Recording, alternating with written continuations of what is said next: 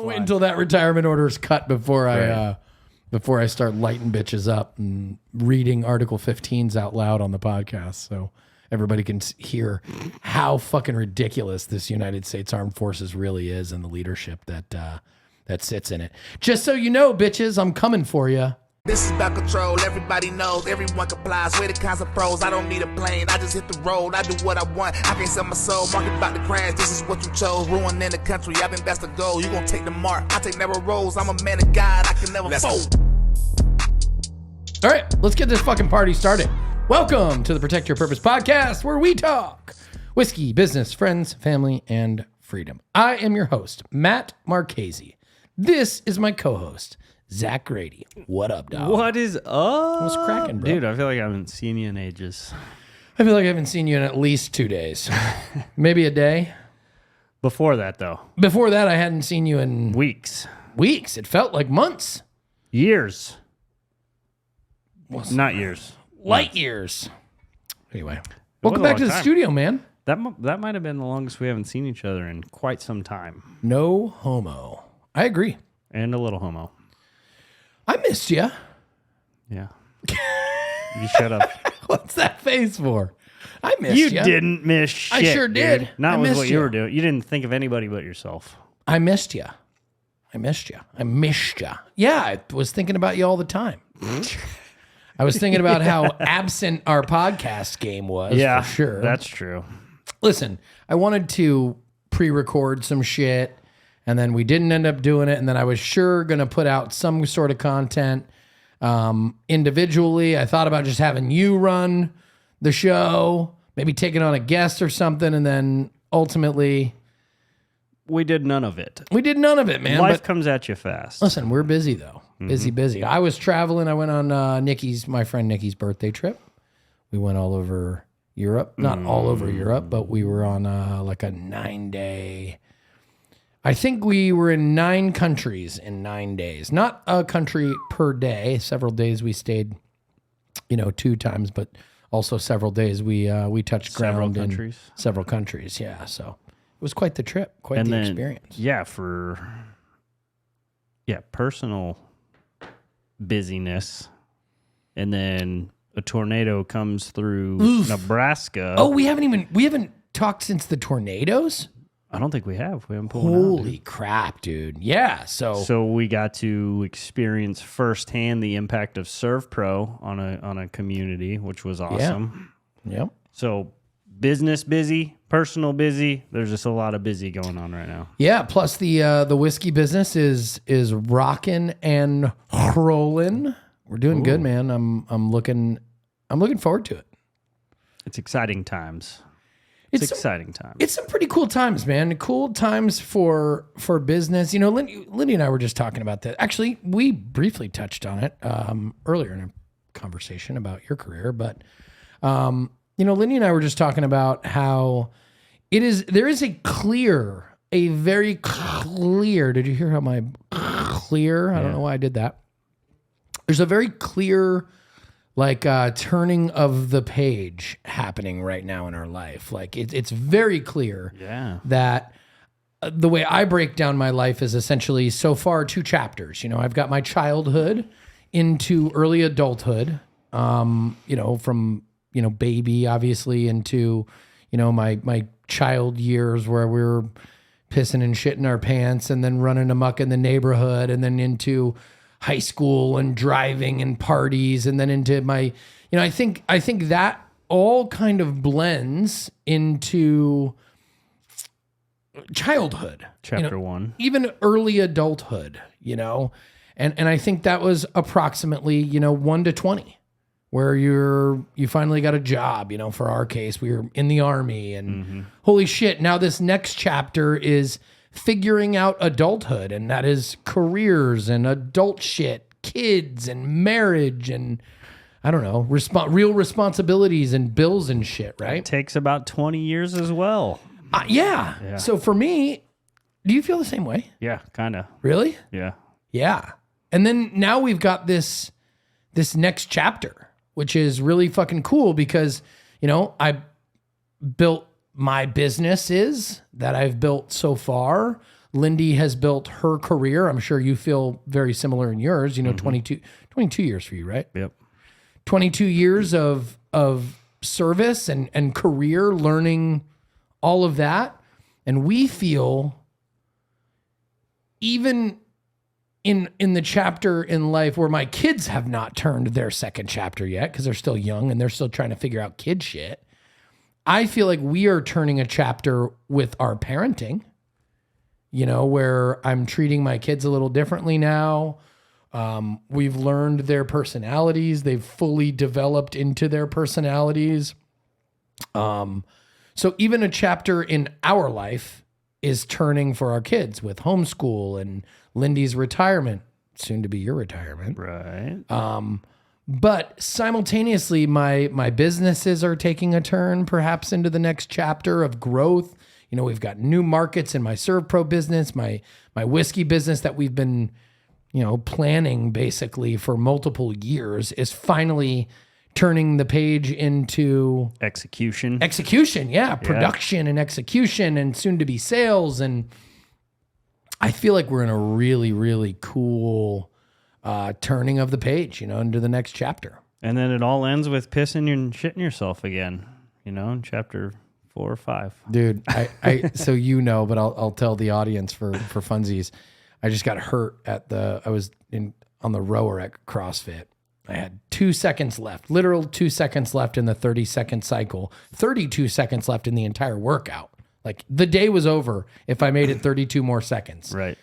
Instead, I decided I was going to give it one last pull to try and get that stroke per minute. To be fair, though, in CrossFit, 32 seconds is like an hour and a half. That's true. That's true. Yeah. So I only had a short eternity remaining of the workout.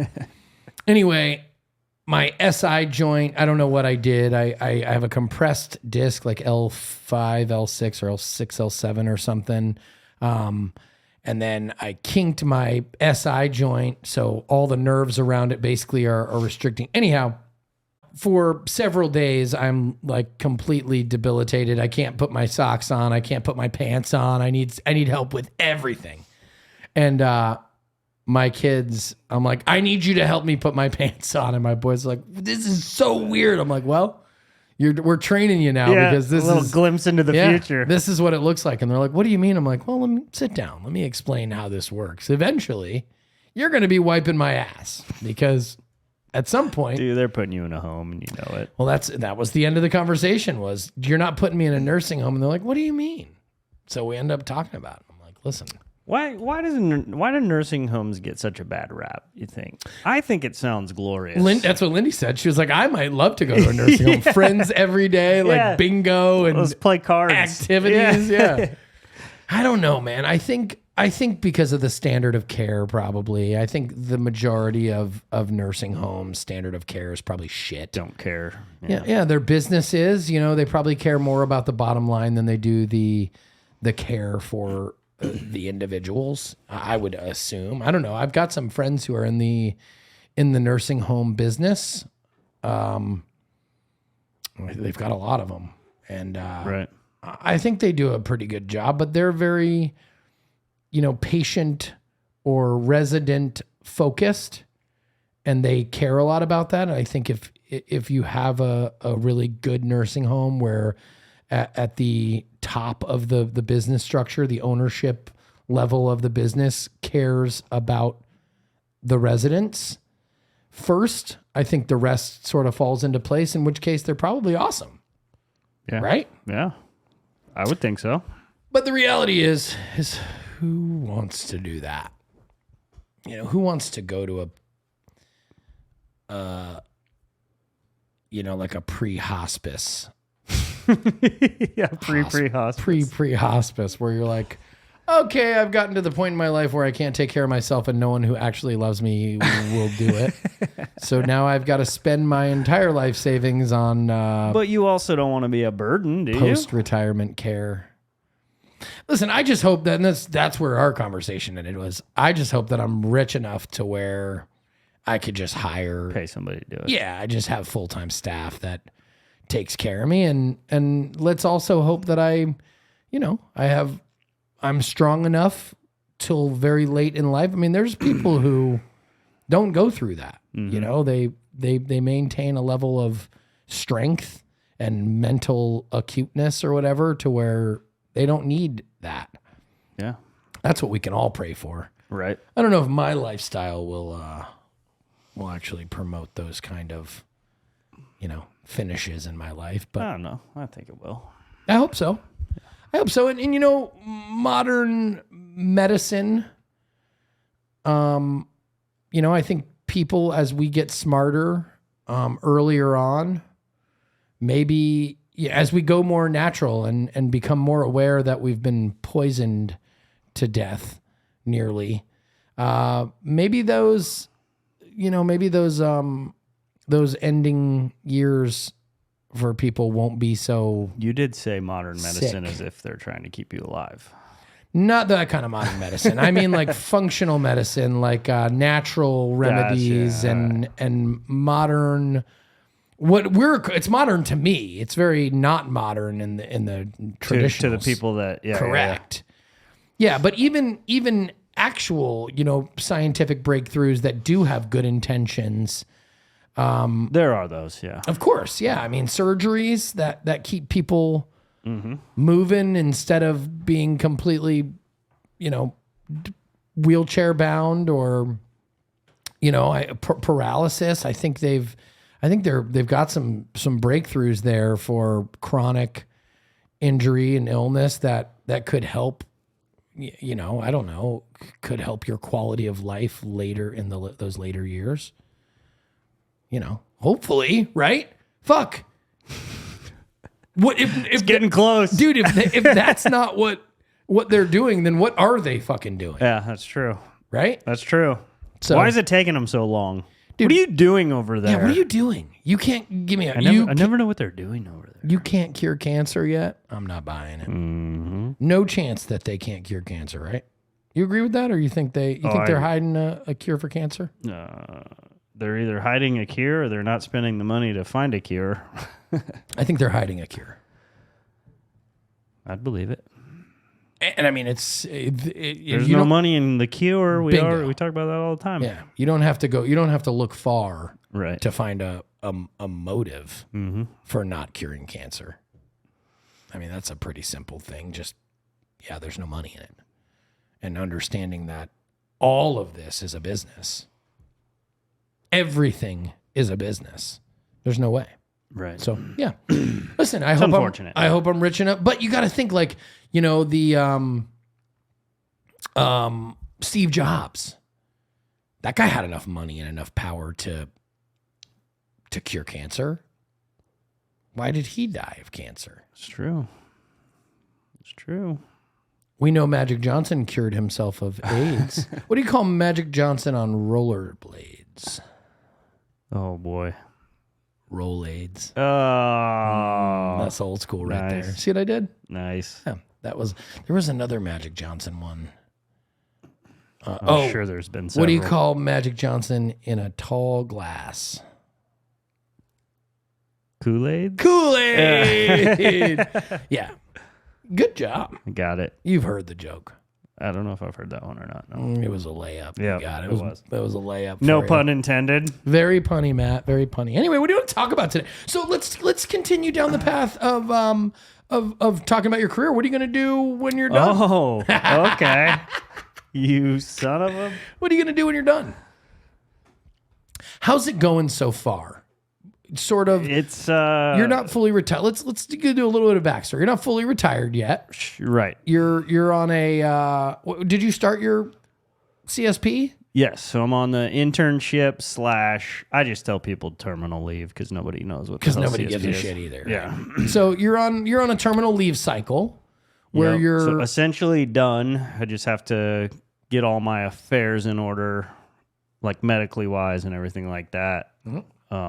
But no more Army business, essentially. And yeah, now is the time I'm figuring out what I want to do when I grow up, How is your transition going so far mentally for you?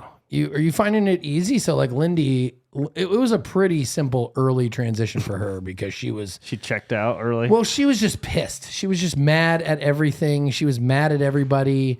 She, they treated her like dog shit on the way out. So it was pretty easy, but I don't know, maybe a few weeks, I would say, into her terminal leave cycle, maybe a month or so into it, she started to have like a little bit of, oh man, this is it. real. And now she's retired. So she, like, I think every day, once a day or once every couple days, she's like, it's almost like a PTSD where she's like, I can't believe I don't have to report to someone. I can't believe like I don't have to ask anyone to do what I want to do. Sort of a transition that she's going through. How are you dealing with that? Are you feeling that yet, or is it still too soon to tell? I don't, really, the only time it hit me was I went to my last annual training a couple weeks ago. Oh, you did? Where was that, weeks ago. Minneapolis? Green Bay. Oh, yeah. Green Bay. And I was putting on my dress uniform to go to the ball. And I was like, this will be the last time, probably the last time I'm ever going to wear this thing, in any official capacity. Like, sure, I Right. could go throw it on in the closet put it or on for a something, but- picture. And I kind of felt myself like hanging out at the ball longer than I probably would have, just because That was it. it was the last one, So it was kind of weird in that sense. But as far as the like, some people have like an identity crisis or that sort of thing. I don't really think I'm feeling that. You don't. You're thinking I do? That's interesting. That no. I just nope. Because I don't know. Some people are just being a soldier is all they've ever known, and they've built their identity around it. You don't feel that way? I'm not really. I don't think so. I mean, getting away. We did talk about this earlier. Getting away just from like the standards and discipline of the Army is kind of unique. Yep. Like I have more freedoms. Yeah. Which is weird to say, but I can grow the beard out. I can, I don't have to report every morning, the type of things Lindy was talking about, nobody, it's just kind of weird in that regard, but I don't like the identity crisis thing or the, people get depressed when they feel like they've lost their purpose, or things like that. Like I felt like, I guess my life has been built around more than that. So it's just moving from one purpose to another. Yeah.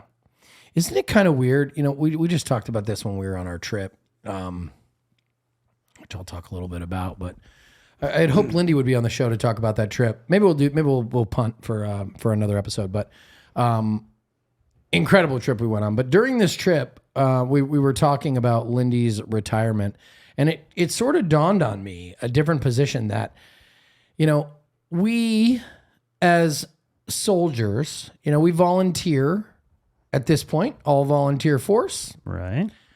to support and defend the Constitution, all enemies, foreign and domestic, to preserve the American way of life, and in particularly freedom. But we sacrifice our freedom to do that. Ironic, isn't it? How ironic is that? And that perspective, like I knew we were making a sacrifice to do it. Okay. I knew that we were sacrificing things. Okay. I knew we were sacrificing our time. I knew we were sacrificing our way of life, our choice. I knew we were sacrificing that. But we literally gave up our freedoms. And this never really clicked until COVID, when the rest You didn't of have a choice. when we didn't have a choice, and when our on the other end of our choice was UCMJ, was punishment. It took a minute to realize what that actually was. Like, oh, okay, well, we give up our freedom of speech as soldiers. But there's shit we can't say as Americans once we enlist into the United States Armed Forces. Like you don't get to be very political. You don't get to have a political voice as a soldier. I understand the point. The point is to, serve and obey the officers appointed over us, obey the orders of the President of the United States. And we're supposed to be sort of nonpartisan. And I understand that. But it was very apparent as I became more and more vocal that I had sacrificed our freedom, my freedom of speech. There were other freedoms that I remember saying, I did not give up my medical freedoms. I did not give up my religious freedoms. So I don't know why you're like, that's one that I didn't give up. Correct me if I'm wrong, but I still have that. But as Lindy moved to retire, we realized how much freedom we didn't have. Like freedom to travel. It is kind of funny. It is. When you're in the moment, You don't even understand it's just your life. It's just life, This is how right. things are. I got to put in a leave form. Yeah. It's got to be approved. I got to ask a grown-ass man I got to ask a grown-ass man or woman if I can take my family on a vacation. over 250 miles away. And if they say no, then I can't go. Or else And if they can say punish no, me. yeah, you can't do it. Like, it's weird. You got to beg. Please. You got to be in a position where they want to give it to you. Like, if, Yeah. You don't have freedom. yeah, It's incredible that, us being the freedom warriors that we are and the pro-freedom movement. I'm not going to say leaders, but leaders for sure. We are leaders in our own right. We're not the leaders in a freedom movement, but we are leaders in a freedom movement for sure. To be leaders in a movement towards freedom, and literally at the time having had very limited freedom, is ironic. And we realized it when Lindy finally was able to retire. And we were able to go travel. the leash was off. Yeah. We were able to go travel Europe and not have to ask for permission, not have to hide what we were doing. So other people if we were in the wrong spot at the wrong time or said the wrong thing. And it was just ironic to me. Do you feel a sense of that now that you're approaching retirement? Yeah. I mean, because we were talking about that with my next career move. Like, the Army has told me where to be, when to be, how to be Oh, yeah. for 20 years. And now I'm at a point where I get to choose the direction I go, Yeah. You have very little say in where the Army sends you. You pray they give you what you want, but they are under no obligation to do so. And now I get like the choice of what I'm going to do next. Like, I get to pick my next career path At the ripe old age of 40. at the ripe old age of 40. Now, Finally. it's that's not to say I regret anything I did, and I'm sure you don't either. Of course not. But Nope. because like I said, you're not really thinking about it in the moment. And the Army gives you a lot of benefits. Like, they're going to give me a paycheck for the rest of my life, so it's hard to regret that. But Sure. yeah, just the fact that I get to decide where I move, if I move my family, I get to decide what I'm going to do. I have all these choices I've never really had to think about before. Oh, yeah. Like, I was talking to a guy this morning about medical insurance, and I'm like, man, I am so ignorant. I don't 'cause even know how that works. I've never had I to know. deal with this. I know, dude. Me either. I'm like, I don't even know what Medicare, like what? Like, What's that? I have no idea. So Yeah. it's just interesting, man. The Army takes care of you in a respect, but they also Take away your freedoms. take away your freedoms at the same time. And I'm thinking about things now that I've never had to consider before, Yeah, bro. which is scary, exciting, all of the emotions in one. Sure. But Yeah, I'm dude. ready for it, man. Incredible. It's incredible that we, I think today, if people come to me, I will, whereas for years, even we were both recruiters, but, and so was Lindy at one point. But as a recruiter, I used to tell our story. People would say, do you think I should join the Army or do you think I should join the military? And I'd be like, well, I did it, and I always considered it one of the best decisions I ever made in my life. Sure.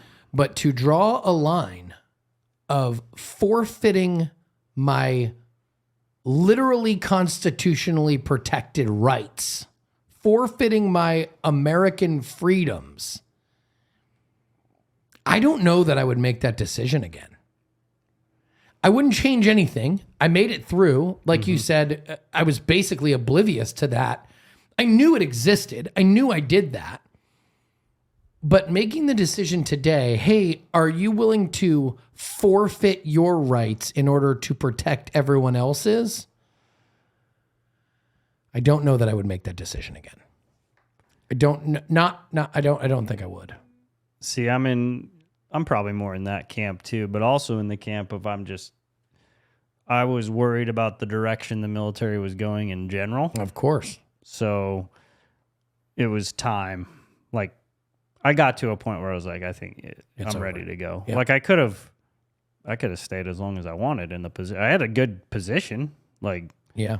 I was good at it. They didn't mess with me. They let me do my own thing. But I just felt like I hit that moment where you're like, it's ready. It's time for me to go. What direction? Well, I think we talked about it before. Like the COVID shot, man. Like the army or the military used to be immune to that bullshit. Like, it used to just like, that's happening to everybody else, but the military is smarter than that. We're not going to do something like that. And that kind of changed everything for a lot of soldiers, I think. Oh, yeah. Like, yeah, they used to make us get like a flu shot every year, like stuff like that. But then something like this comes out and you're like, it does make you understand how much control they have over you. Yeah. Which is scary if they make decisions like that. Normally it's a good thing because they're making good decisions for you. But how about I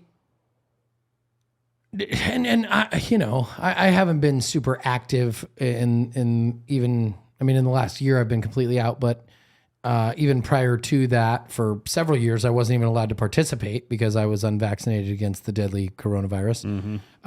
You're a threat to national security. I was a threat, as everyone knows. I was a threat to national security and was unable to travel more than 100 miles outside of my home of record. I can travel leisure on my own, but for military, I was way too dangerous to be outside of that radius. Maybe there's some sort of, I don't know. Anyhow, but the critical race theory in the military, did you experience any of that, classes or any bullshit, them feeding you nonsense, or was that not bad? Or no, not for me, I guess. Because it had also felt like the army was a way to get away from all that too, like racism and not anymore. Sexism. Yeah, that's what I mean. Like, it used to be one brotherhood and one sisterhood. None of that mattered. But now, yeah, they're kind of forcing it down here, like equal opportunity, all that good shit. They're trying to destroy perhaps the greatest and most non-racist organization ever on this planet. Mm-hmm. The United States Armed Forces, where didn't matter. It doesn't matter. And of course, force feeding the transgenderism and force feeding their CRT and force feeding all of their bullshit propaganda into the military. But that was the don't ask, don't tell, the no gays allowed, which I don't know that I totally agree with, but I could get down with the don't ask, don't tell policy. Yeah. Because I don't walk around talking about my sexual preference. I don't walk around talking about who I lay down with. Like, why should anybody? Right. That's all that is. Mm-hmm. So I could get down with the don't ask, don't tell, maybe, because I don't give a shit. You got my back when we go to war? You willing to lay down your life for me? We're cool. We're cool. I don't care what color you are. You're willing to lay down your life for me? Me too. Let's go. But they ruined that. And I think they did that systematically. I think they did that slowly, but surely and systematically. It's just little decisions along the way that kind of lead to things like that. Because now they're revamping the facial hair thing. Well, they already did the women's, like they can wear makeup now. Women are allowed to have beards now. Well, that too, yeah. Makeup and hair policy for women, which I don't know whether I agree or disagree or anything like that. But now facial hair for men, I think they're revisiting that whole situation, which, I mean, it is what it is, whether you agree or disagree, but it's also an age-old tradition, like, kind of thing, you know? Like, they're just completely revamping the military in general, and it's going to be an undisciplined... discipline, bro. Yeah. It's scary. It's scary. Yeah. to It's think time. about. I agree. I said the same thing when I was approaching my my exit. It was... There's a reason why these careers are 20 years, and it takes a real special person to stay beyond that, a real tolerant person, and a person that I believe either A, really, really, really wants to make a difference, and they believe that's their pathway to doing so, or they don't stand on those traditions and morals as much as I do. They're cool with just going with the flow. Yeah, you want to change everything that I've known and worked for my whole life. You want to change that because it upsets somebody, or because you want to make our military more feminine or less disciplined or whatever. Like, cool, I don't care. I'm just here. Whatever. Right. I don't, I'm not going to die on those hills. Just trying to get another 2.5% after retirement. Exactly. Just trying to get 2.5 more this year. That's all, folks. So, I think it either takes a person like one of those two, and I am neither. So Right. it ain't me. So it was time. It was time for me to go, as I guess it was you. Which it sucks, and you'll agree. It's heartbreaking in a sense, Of course, yeah. But at the same time, it's like, yeah, let me make my own decisions now and do my own thing. Because even my kids, like, there was a point where maybe we've talked about this before too, that I would encourage them to join the military. Like, my son's 17 now. Like, he's eligible. That's so crazy, bro.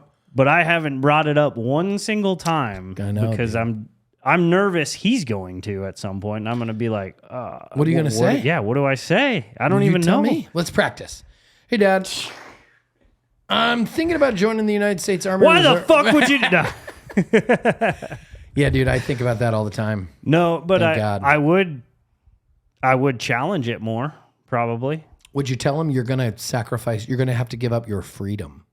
I mean, we'd probably have some sort of conversation like Literally, that. Yeah. your constitutionally protected rights. You give up, you forfeit in order to defend others. Right.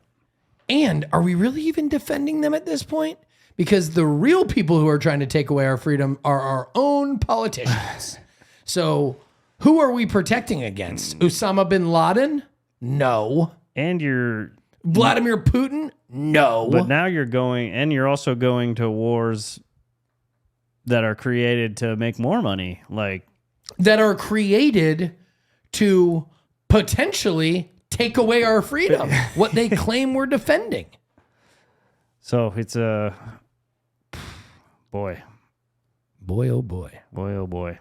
boy. I would never tell my kids no on something they wanted to do. If they had I would challenge him more. Like I said, like, I would ask him more questions and ensure he had good answers to them. Yeah.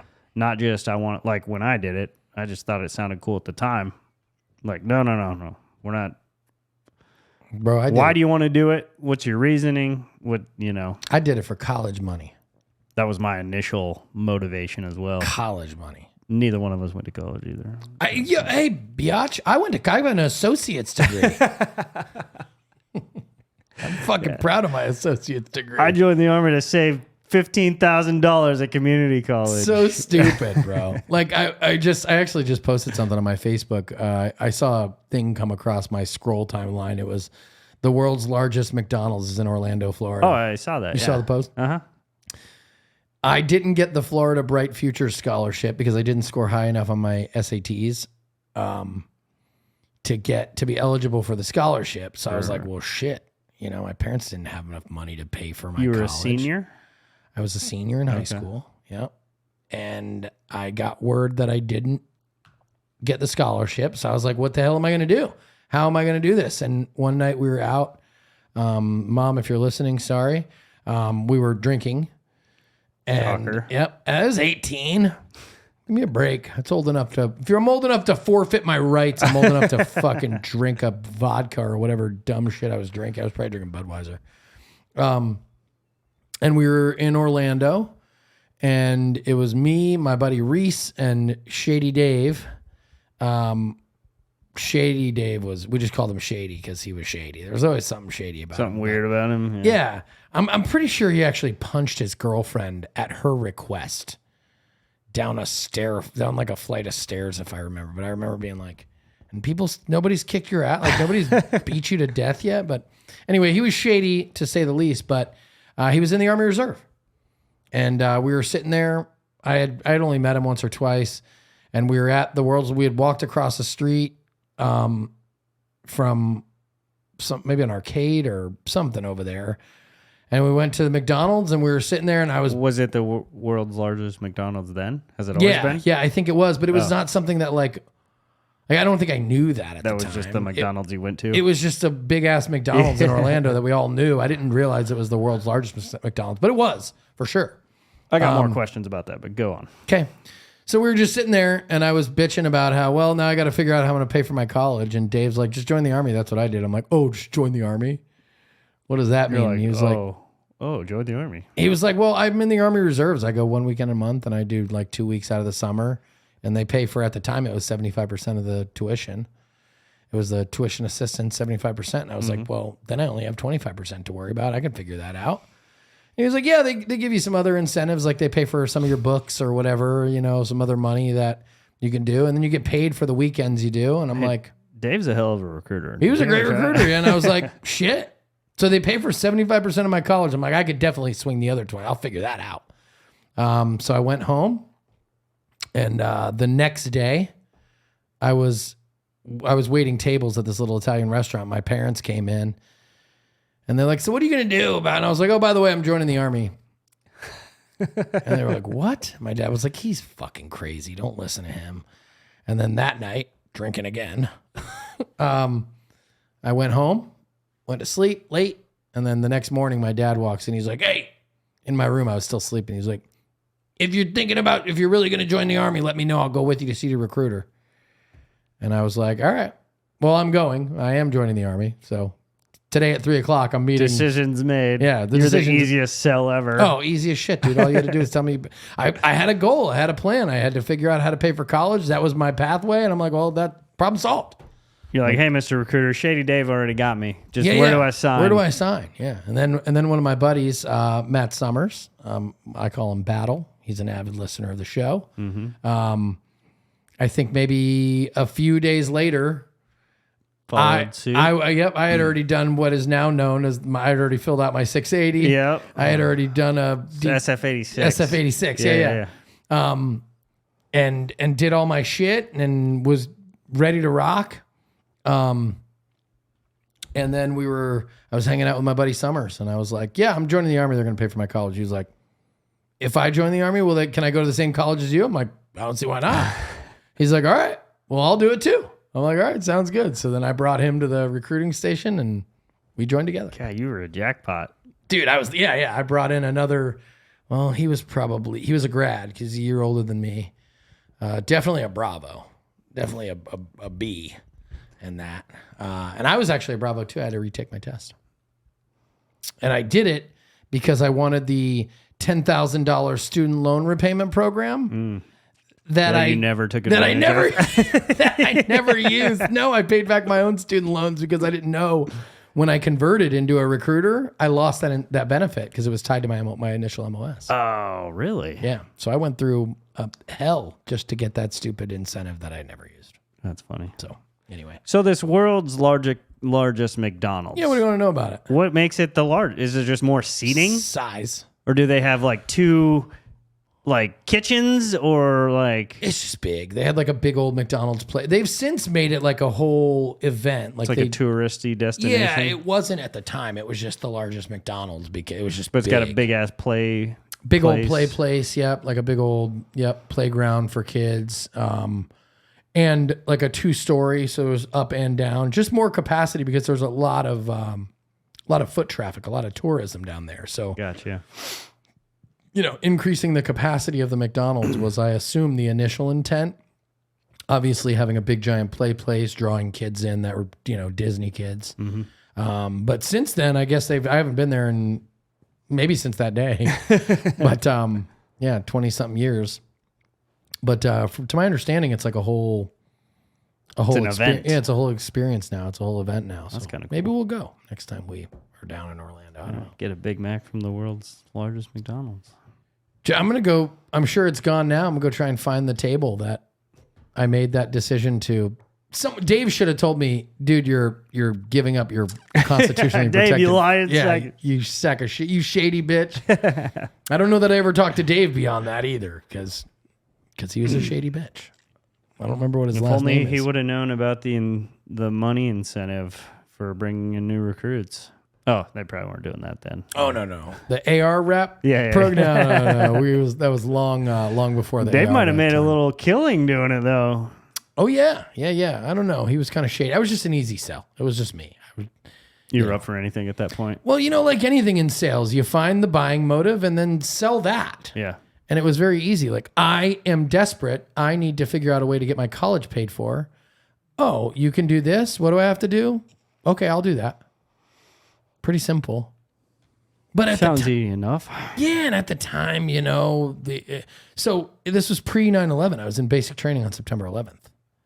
So this was we had a good Very- run of peacetime. It was very easy to recruit. Yeah, there was There no was real nothing going threat. on. Yeah, and then basic training, I was on the rifle range when the Twin Towers were struck. And you're like, can I change my mind or? When the Twin Towers were imploded, when they were intentionally taken down, allegedly hit by airplanes, I was in basic training. And they announced the propaganda right over the loudspeaker to all of the military installations. That's crazy. An American plane has been hijacked. Another American plane. Lockdown. It was nuts. So yeah, it all changed, man. The world changed afterwards. I probably, whereas Lindy, when we've all heard this story, like on 9/11, she decided the next day to go to a recruiter and was like, I'm going to go join the army. I'm going to go serve. I'm going to go fight a war. Mm-hmm. I don't know that I would have done that. Yeah. I was just trying to get my college paid for. I would have been like, well, I'm going to find a different route, maybe a job or something, maybe some sort of Pell Grant.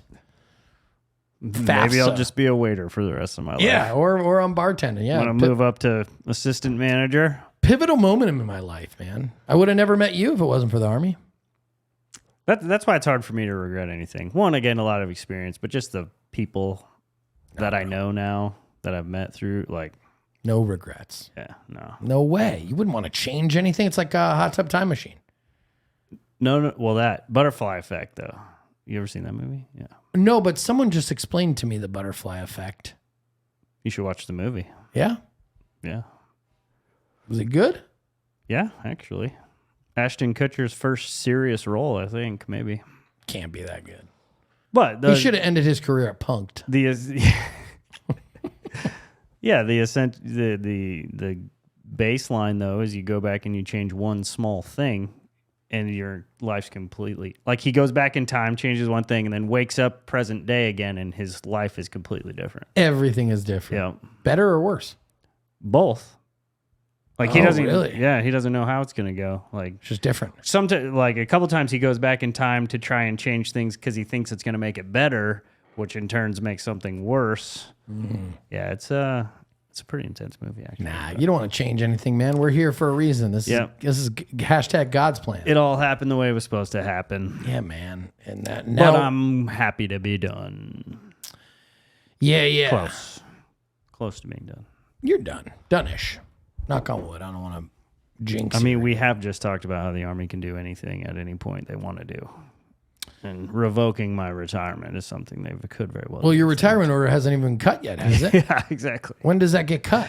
I think pretty like right before. Soon. Yeah. Lindy got hers 7 days before because they're my gosh. fucking assholes, bro. Because they're idiots. Because they're idiots and they're assholes and they hated me. That's why they did that to her. They hated me. And it's time. Lieutenant Colonel. Well, I'm coming for your bitch ass. Was it him? He was the main one? I don't know. I know, but you're still in, so. Yeah. Yeah, I'm gonna wait until talk I'm gonna wait offline. until that retirement order is cut before I start lighting bitches up and reading Article 15s out loud on the podcast, so everybody can hear how fucking ridiculous this United States Armed Forces really is and the leadership that sits in it. Just so you know, bitches, I'm coming for you. If you're a shitty leader, and I know you're a shitty leader, expect me Watch out. to just show everyone that you were a shitty leader at some point, and show them how. The U.S. Army WTF page does a good job of doing that. Oh, do they? Yeah, they call out. People send them anonymous stuff. What is it, like a Facebook page? Yeah. Is there a group I can join? Yeah. And it's just a bunch of soldiers putting their leaders on Yep. blast. Yep. Yeah. Sometimes it's like, come on, dude, you joined the Army. Like, you should expect that. But other times it is like atrocious. You're like, Whoa. oh, man, that's toxic. Whoa. Toxic. Yeah. Yeah. But that's where I'm seeing all the beard stuff because that's a big topic right now on there is leaders with beards. They're like, some people are on the fence, or some people are on the side of if you're a leader and you have a shaving profile, you shouldn't be in that position. And other people are like, well, it's 2024. Maybe we should revisit the beard policy, you know? What do you think? What side are you on? I might have stayed in if I was able to have a beard. It probably needs, I don't know, man. I go back and forth because the reason it was instated to begin with was gas masks. Correct. So, I mean, that could still happen, I guess. We could get a... Yeah, sure. But you think that's going to happen like with no warning at all? Right, Like right. just a quick razor. So, in that respect, like, yeah, maybe it probably does need to be revamped. But at the same point, you have to have some sort of standard, you know? Like, the Army and the military in general is bred on standards and discipline. Like, that's what makes it different than every other organization. That's what makes it more prideful, in my opinion. Like, A lot of people felt that way or felt some way about it when they went to the Desert Boots because shining boots, remember? Mm-hmm. It was more just tradition. And there was even some drill sergeants after the transition that made their soldiers shine the boots just because they couldn't let it go. They're like, well, we don't wear this uniform anymore, drill sergeant. And that's the same with the uniform. Like, you used to have to press it. You have to press it yeah. and starch it and have that crease down the side. And then the new ones you didn't. There's still some people who do it though. Like, just because that's how they were brought up. Yeah. So it's an interesting conversation to have, but how do you, I mean, you got to maintain the standards and discipline somehow like that. Yeah. Why did they do that? This is wash and wear. Let's let us grow our beards out. Let's let women put their hair down. It's like, oh, Wear earrings and makeup and yeah. Okay. So let's make us look like feminine slobs. right. Perfect. That's really going to put the fear of God in our competition, in our enemies. Yeah, that's what I think we should present ourselves as the scariest military on the planet. So beards might help that. Yeah. SF dudes look fucking scary. Right. Beards might help that. I'm almost okay with the beard, even though I did, where were we? Lindy and I were somewhere where we were walking down a pier in the Navy, and there was just two guys with these like big full beards in full uniform. It wasn't like a shaving profile where they had full beards. Yeah. And I was like, they look like fucking terrorists. Mm-hmm. And it's a disgrace to that uniform. I literally couldn't even tell if I was like, are those American soldiers? Like, is that an American uniform? Where I had to get close and I'm like, I can't believe my eyes, what I'm seeing. This isn't a shaving profile. Right. This isn't you get You can trim it up for a Right. shaving profile. This isn't you get razor burn or razor bump where your skin gets irritated. This is your beard is better than mine and I'm retired. Like that is not a thing. But at the same time, you know, if we can find a balance between terrorist to where we can't tell the difference between the enemy and their undisciplined, you know, neatly groomed. I don't know. It could be the same. It could be the same as the hair. I mean, a certain length. Yeah, maybe a length. Yeah. Got to be tidy and neat, like your hair. Yeah, like well groomed, neat, yeah. tidy. Yeah, put it in a standard. And There's a way to do it. I don't know, man. I think bearded people are going to present a more masculine, and masculinity is without a doubt going to be more incite more fear than the feminine side of things.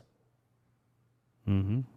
So I think the beard I might be able to get down with. And again, I wish I could have grew a beard. The worst part of the month when I was in the reserve was the part of the month where I had to shave my beard. That was another thing, though, that was funny because I've started to grow it out a little bit, you know. Yeah. And I have zero idea how to maintain it or trim it or anything. So Jordan's like, "What are we gonna do with your beard?" I'm like, "I don't know what to do. Like, how am I supposed to do this?" Yeah, I don't know. Like, I feel like a child. I don't know how to do that. I need a whole kit. Bro, I'm still going through. Yeah. I'm still in it with you. I'm in the fight. I don't know.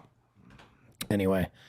All right, fun talk. It's good to be back. Let's do it again sometime. Yeah. And then we got some shit to talk about. Yeah, we've got some shit to talk about. We'll do a recap of our trip. I know you're interested to hear some details. Yeah, we need to get Lindy on for that. It was a fun time. Yeah. Maybe we'll get her on. We'll do another episode and talk about that.